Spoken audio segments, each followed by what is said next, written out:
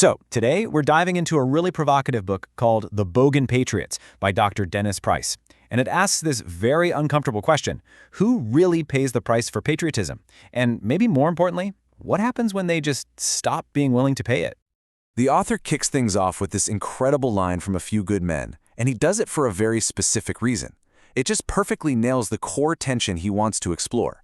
That massive, unspoken gap between the soldiers who are actually on the wall and the society they're protecting. A society that, let's be honest, often doesn't get or maybe even respect what that sacrifice really means. And that leads to the book's big central question.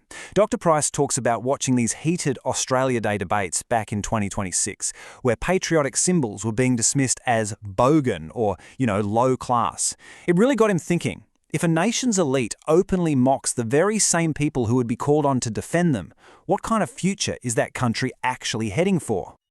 So, where does an argument like this even come from? Well, it all starts with the author's own story, an experience that pretty much shaped this entire book.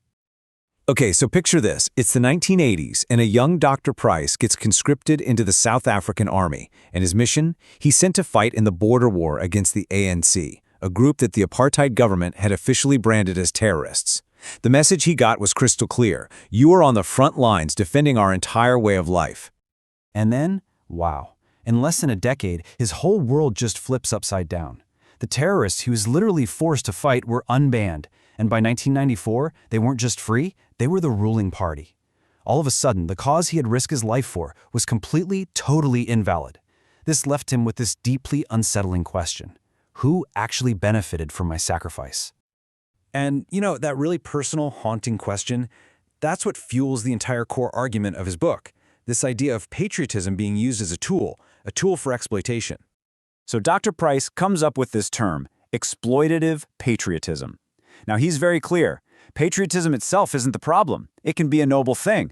The issue, he says, is when that powerful emotion gets hijacked by elites to convince the working class to go fight wars that primarily serve the interests of the powerful, not the country as a whole. And this, right here, gets to the very heart of that disconnect. For the working class soldier, the sacrifice is so real it's brutal. It's life, it's limb, it's mental health. But for the elite, the author argues, the gains from war are abstract. They're distant. Things like securing resources, opening up markets, gaining geopolitical power. It's like they're experiencing two completely different realities of the very same war. So, how does this manipulation actually happen? Well, the author calls it the chain of protection. The logic is really powerful, it's intuitive, right? To protect your family, you gotta protect your community. And to protect your community, you gotta protect your country. But here's the twist. He argues this chain is deliberately broken when the idea of country gets quietly redefined to mean the financial and political interests of a tiny, privileged elite. Now, Dr. Price is quick to point out that this isn't just a modern thing, and it's not just his personal story. He uses history to show that this is a pattern, something that's happened again and again. When you look back through history, a really clear pattern starts to show up. Today's sworn enemy is so often tomorrow's strategic ally. The author claims this constant shifting reveals a pretty cynical truth, that many of the noble causes people fight and die for are really just temporary political conveniences, not some timeless moral battle. I mean, just take the US and Japan. A bitter, bloody, horrific war in the 1940s has completely transformed into one of the closest military and economic alliances in the entire world. The author asks a really simple question. How does that massive reversal square with the absolute moral certainty that was used to justify that war in the first place? The Vietnam War is another really stark example. Think about it. Over 58,000 Americans, overwhelmingly from the working class, died to stop the spread of communism, and today, the US and Vietnam are strategic partners united against China's influence. For the author, that kind of geopolitical flip-flop makes those 58,000 deaths seem, well, tragically pointless.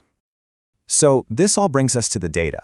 Dr. Price doesn't just rely on anecdotes. He presents evidence to back his claim that it is overwhelmingly the working class that carries the burden of war. This leads the author to ask a very, very direct question. When a country goes to war, who actually answers the call? And get this, the author says you don't even have to look outside the military for proof.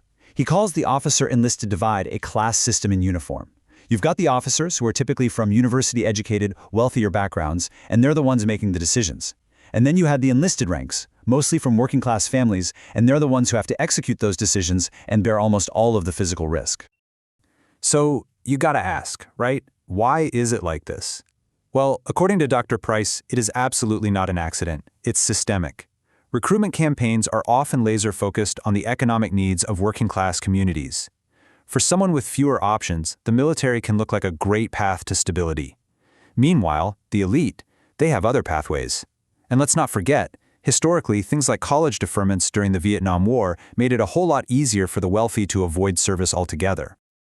So after all of this critique, what's the solution? Where do we go from here?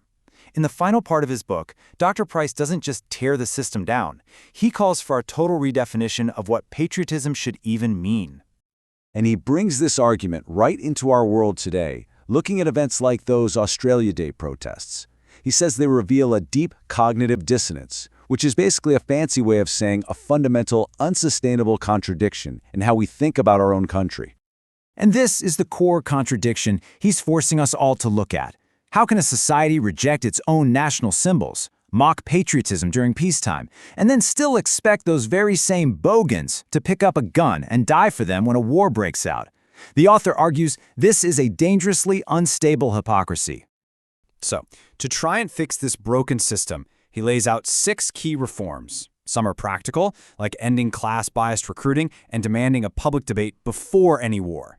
But his biggest idea is to completely redefine patriotism itself, to move it away from just blind loyalty and turn it into a genuine commitment to the well-being of all citizens, backed up by policies that actually give everyone a fair shot in life. And he leaves us with this final, stark warning. It's a powerful analogy, right? It frames national defense as this collective project, like a factory we all work in.